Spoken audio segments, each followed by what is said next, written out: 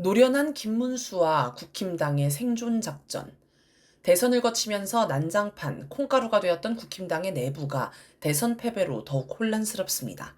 하지만 이들이 이대로 자멸의 길을 가지는 않을 것이고 어떻게든 살아남을 방법을 모색할 것입니다. 최근 김문수 전 후보와 김용태 비대위원장의 동향이 이를 보여줍니다. 의욕적인 김문수. 김문수는 대선 다음 날 오전 관악산에 올라 턱걸이와 대형 훌라후프를 했습니다. 김문수 캠프 비서실장을 맡았던 김재원 전 의원이 이 모습을 찍어서 자신의 페이스북에 올렸습니다. 김문수는 이날 새벽 1시 반쯤 국힘당 중앙당사를 찾아 대선 패배를 인정했습니다.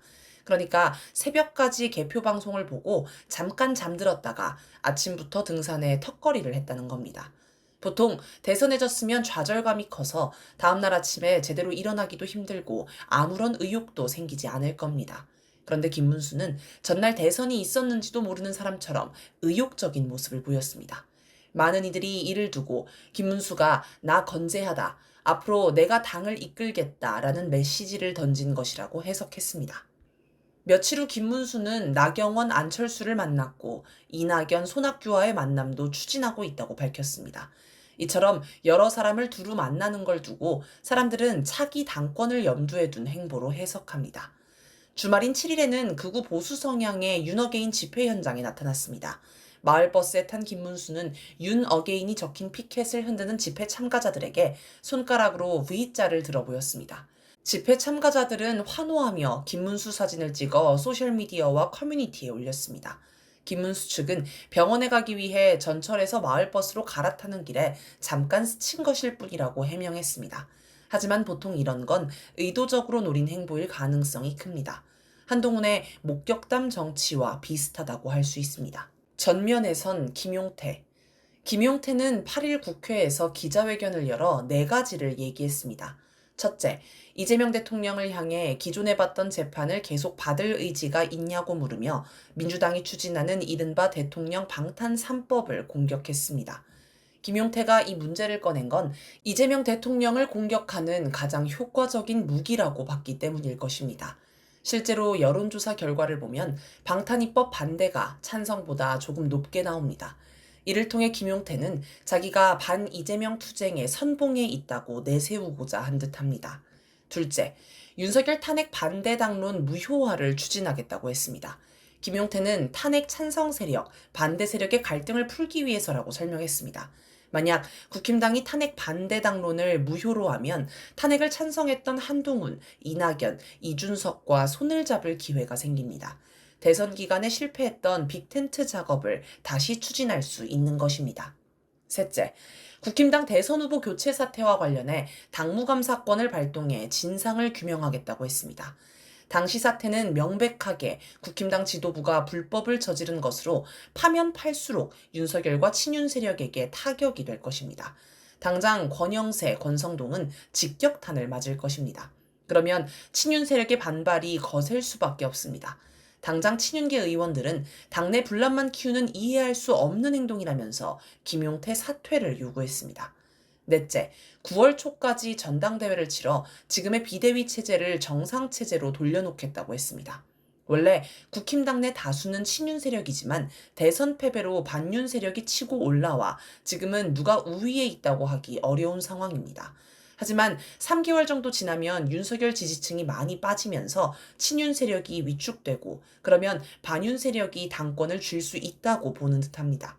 박근혜도 탄핵 직후에는 박근혜를 옹호하는 친박 세력이 강경 목소리를 냈지만 몇 달 지나면서 그들은 고립됐고 박근혜 그늘에서 벗어나려는 세력이 주류가 됐습니다. 문제는 김용태의 임기가 오는 30일까지라는 점입니다. 김용태는 제 임기는 개혁이 완수될 때까지라며 30일 이후에도 임기를 이어가겠다는 의지를 내비쳤습니다. 국힘당 당규에 따르면 비대위원장 임기는 전국이 의결을 거쳐 6개월까지 연장할 수 있습니다. 하지만 당내 친윤 세력은 김용태의 임기 연장도 9월 전당대회도 모두 반대합니다. 김용태가 반윤 세력임이 확인된 이상 임기 연장은 당연히 반대하는 것이고 당장 전당대회를 하면 친윤 세력이 대선 패배에 책임을 지게 되므로 새 비대위를 꾸리자고 하는 것입니다. 노련한 김문수. 김문수가 대선에서 패배하기는 했지만 그래도 41.15%의 표를 얻었습니다.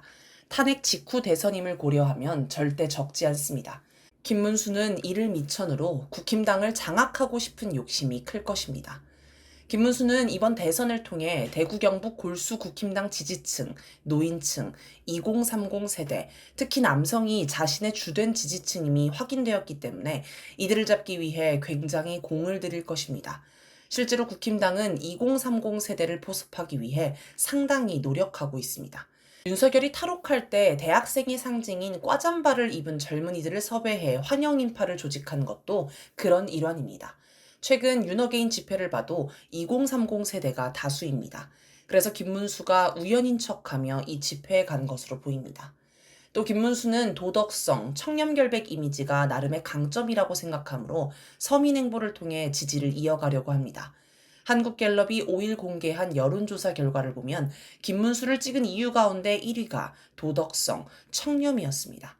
김문수는 대중교통을 타고 다녀서 서민에게 청렴한 이미지로 다가가려 합니다.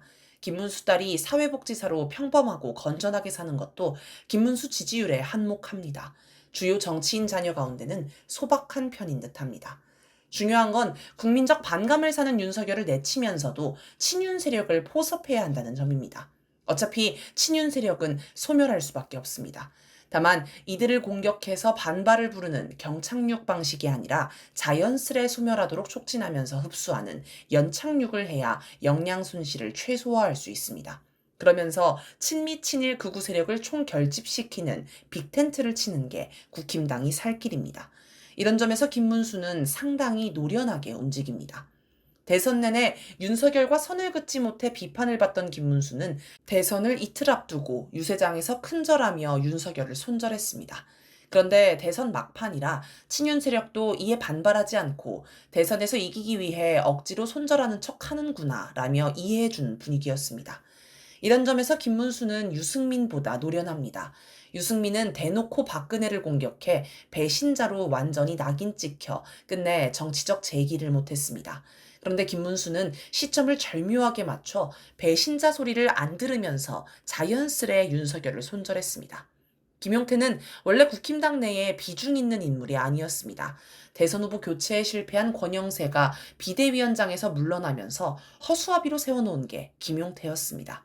그런데 지금 행보를 보면 김용태는 허수아비가 아니라 국힘당의 방향을 좌지우지하는 주도적인 인물처럼 행세합니다. 누군가 김용태를 뒤에서 받쳐주며 조종하고 있는 게 분명해 보입니다. 그건 아마도 김문수일 것입니다.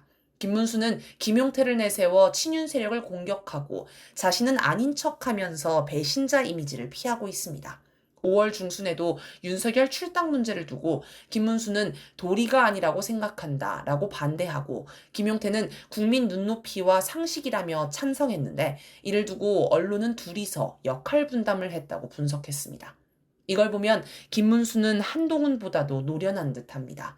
한동훈은 윤석열과 거리 두기를 할 때 노련하지 못하게 감정적으로 했습니다. 그래서 친윤 세력의 반발을 사 배신자로 낙인 찍혀 제2의 유승민이 되어버렸습니다. 한편 국힘당은 9일 의원총회를 열어 김용태의 거취, 전당대회 시기 등을 논의했습니다. 5시간의 경론 끝에 결론을 내지 못했고 10일 다시 열겠다고 합니다. 하지만 생각만큼 당내 분열이 심각해 보이지는 않습니다. 만약 국힘당이 실제로 김용태 기자회견 방향대로 간다면 보이지 않는 손이 작용한 결과로 볼 수도 있겠습니다.